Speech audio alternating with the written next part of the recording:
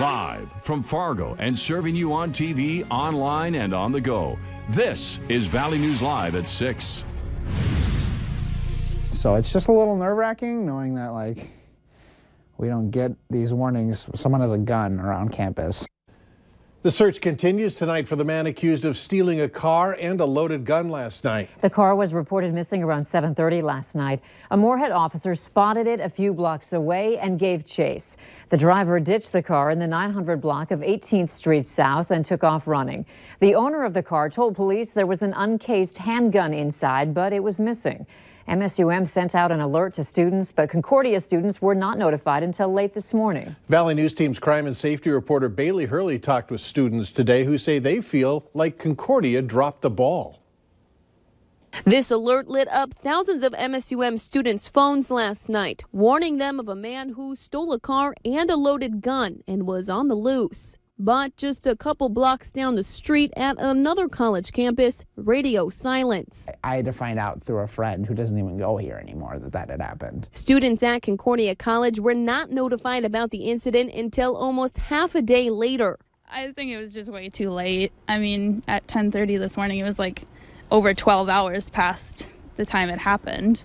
So there's nothing really we needed to know at 10:30. Concordia officials tell me they were only notified about the stolen vehicle and nothing about the gun until hours later. Moorhead police tell me that they're not exactly sure what was told to Concordia, but say they're now investigating the communication between the two. It's interesting because obviously people knew that there was a gun because all the news articles from last night and this morning had said that there was a gun. So I find it very difficult to believe that even if MSU or the Moorhead police didn't tell Concordia that there was a gun, that they wouldn't have found out somehow that there was a gun around. Well, maybe it was just a miscommunication, but it's still dangerous to have that happening and not know about it. At this point, it's like, it seems like Concordia is just covering their tracks and being able to say, oh, well, we did send out an email. We didn't know, so we sent out an email now. Students tell me they're disappointed by the lack of communication, but hope that this is a wake-up call for the college.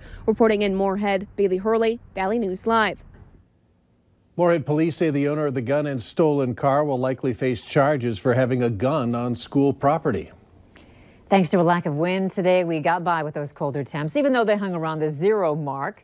Let's find out from Hutch what we can expect tonight. Hutch? Well, temperatures tonight are falling. We have clear skies. We don't have the wind to contend with like last night. A few clouds out to the west of the high variety. Wind chills are between 5 below and 15 below for most, with a little bit warmer conditions out in Lakes Country.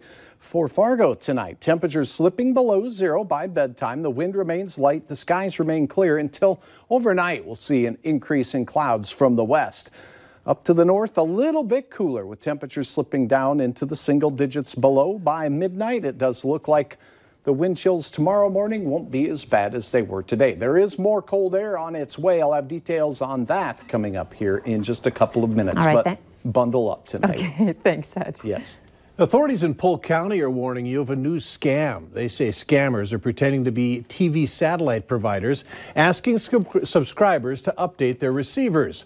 Once updated, the scammer then asks for payment for their work. If you ever think for 1 second that it might be a scam, hang up whatever company that they're claiming to be calling from, look up their number on your own and call them and just say, hey, this is a phone call I just got. Is that you guys? More often than that, they'll say no. Authorities say you should never give out personal information such as your social security number, banking information, or your checking account. A Fargo man is warning the public about a woman who appears to be scamming local hotels.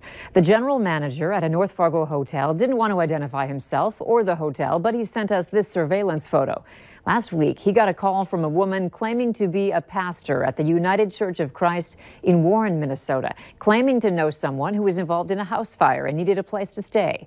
The manager said she sounded very convincing, so he charged her $59 a night instead of the standard $129. The woman stayed 5 nights, and when she checked out, they realized she never intended to pay.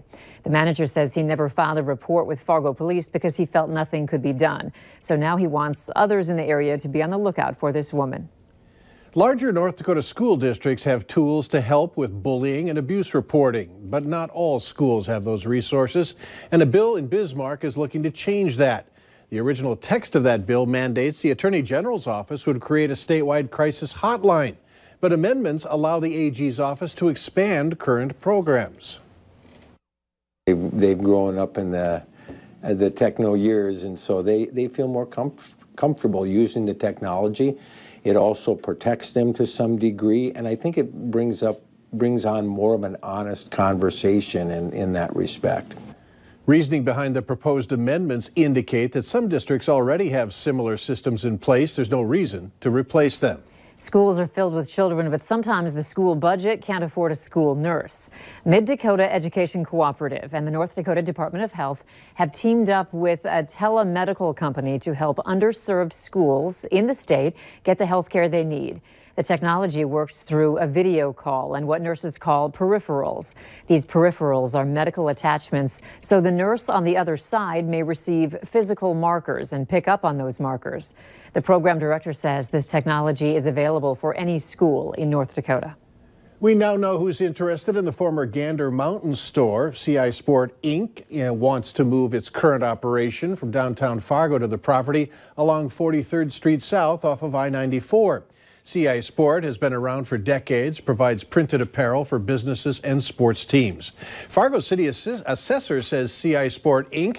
has applied for a tax exemption on the Gander property for 5 years, involving just over $30,000 annually. That application will be considered by the city's tax committee next Tuesday. CI Sport, which currently has 87 employees, has plans to add 15 more in the first year alone after the move and expansion. Gate City Bank is among several businesses wanting to lend a helping hand during the government shutdown. On the bank's website, it says they're taking the situation very seriously and want to make sure there is minimal financial impact to their customers. They say ways they can help include extending payments on a loan, honoring currently scheduled closing dates, or working around potential overdraft situations. Kim Sattel with Gate City also says they're offering a personal loan as an option to government employees who are in need of assistance. People have day-to-day expenses, they have gas, groceries, and so what this does is it's a loan that's 0% and it has no fees and it's not due for 6 months. So they can come into our office, get that need taken care of, and walk out knowing that they're going to be okay. She says if you have any questions, to stop by or check out the website for options.